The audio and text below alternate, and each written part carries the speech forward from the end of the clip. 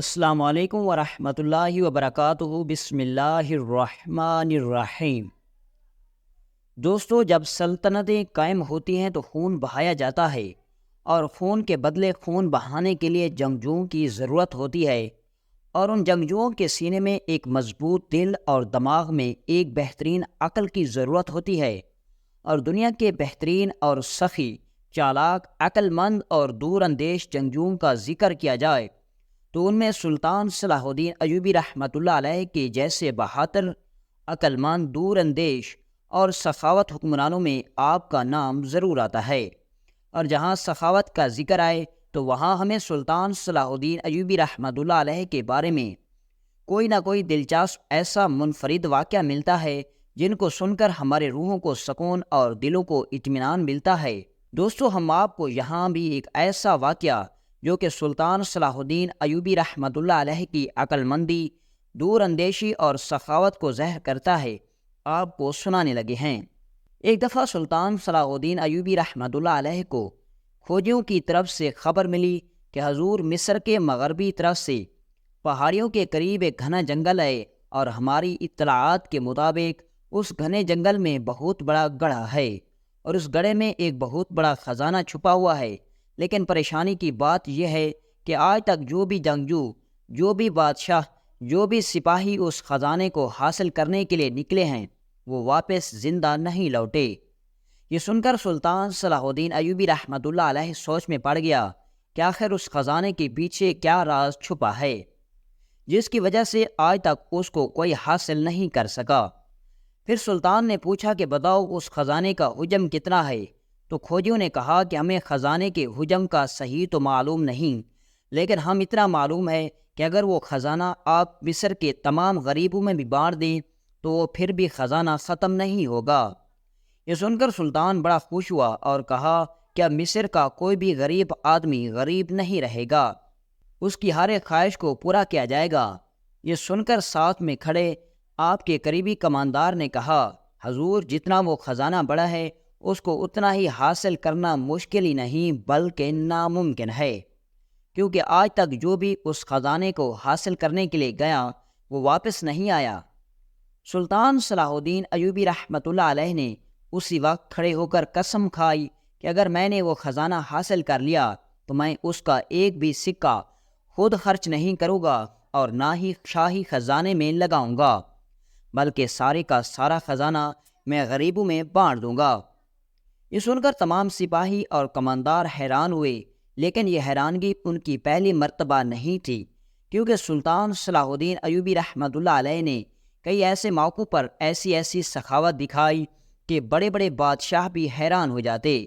کہتے ہیں کہ ایک دفعہ سلطان صلاح الدین ایوبی اپنے خیمے میں بیٹھا ہوا تھا کہ ایک لڑکی نے خیمے میں داخل ہونے کی اجازت چاہی۔ سلطان نے اجازت دے دی۔ خیمے میں ایک چھوٹی سی برقع پوش لڑکی آئی اور اس نے نقاب اٹھا کر کہا، میں سلطان نور الدین زنگی کی بیٹی ہوں۔ سلطان نے بڑی متانت اور تپاک سے اس کا خیر مقدم کیا اور پوچھا، میں آپ کی کیا خدمت کر سکتا ہوں؟ اس لڑکی نے کہا کہ مجھے اعزاز کا شہر بخش دیجیے۔ سلطان نے وہ شہر بلا تعامل سلطان نور الدین زنگی کے صاحبزادی کے حوالے کر دیا، جسے اس نے جان پر کھیل کر صبر آزما محاصرہ کر کے فتح کیا تھا۔ سخاوت سلطان صلاح الدین ایوبی رحمۃ اللہ علیہ کی رگوں میں بسی ہوئی تھی۔ اور دوسری جگہ ایک دفعہ ایک ایسا واقعہ پیش آیا کہ سلطان صلاح الدین ایوبی رحمۃ اللہ علیہ نے جب دیکھا کہ میرا شاہی خزانہ سونے سے بھر چکا ہے تو آپ نے اپنے خزانچی کو کہا کہ یہ خزانہ ان سپاہیوں، وزیروں اور مشیروں میں بانٹ دو جو کہ سلطنت کی ترقی کے لیے ہر وقت جنہوں نے اپنا سکون برباد کر رکھا ہے۔ خزانچی نے کہا، خزانے کا منہ کھولا تو ایک مٹھی بھرتے ہوئے اس نے کہا کہ مجھے ایک ایسی بات یاد آئی ہے جو میں ابھی سنانا چاہتا ہوں۔ سلطان نے کہا، بتاؤ کون سی بات ہے؟ اس نے کہا کہ ایک دفعہ سلطان نور الدین زنگی نے بھی اسی طرح کہا تھا کہ خزانہ بھر گیا ہے، تم غریبوں میں بانٹ دو۔ جب میں نے پہلی مٹھی بھری تو سلطان نے کہا کہ اگر تم نے اسی طرح مٹھی بھر کے بانٹا تو پھر تم سب کو نہ دو، چاند کو دے دو۔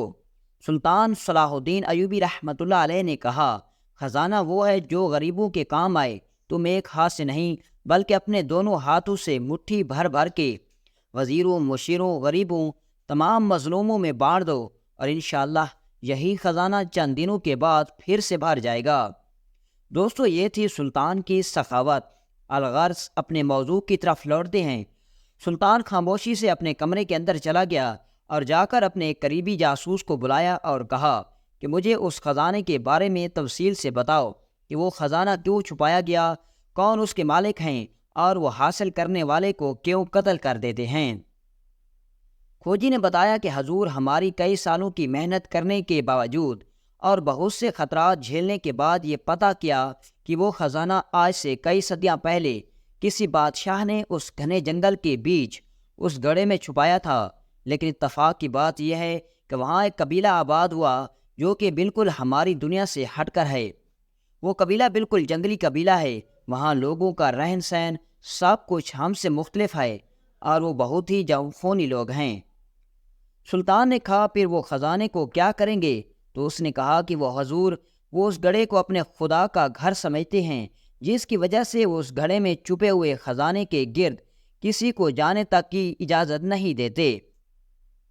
سلطان نے کہا، پھر ان کو ہرانا مشکل کیوں ہے؟ تو کھوجی نے کہا، حضور، وہ اس طریقے سے اس خزانے تک پہنچنے والوں پر حملہ کرتے ہیں کہ خزانے تک پہنچتے پہنچتے جو بھی کماندار جاتا ہے اس کے سارے سپاہی مارے جاتے ہیں اور اس خزانے کے گڑھے پر موجود کماندار کا بھی سر کاٹ دیتے ہیں،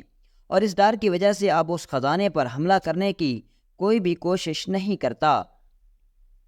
یہ سن کر سلطان صلاح الدین ایوبی رحمۃ اللہ علیہ کسی سوچ میں پڑ گیا اور علی بن سفیان کو اپنے پاس بلایا اور کہا کہ میں تمہیں ایک ایسی تدبیر بتاتا ہوں جس سے ہم اس خزانے کو بھی حاصل کر لیں گے اور ان قبیلے والوں کو بھی سبق سکھائیں گے۔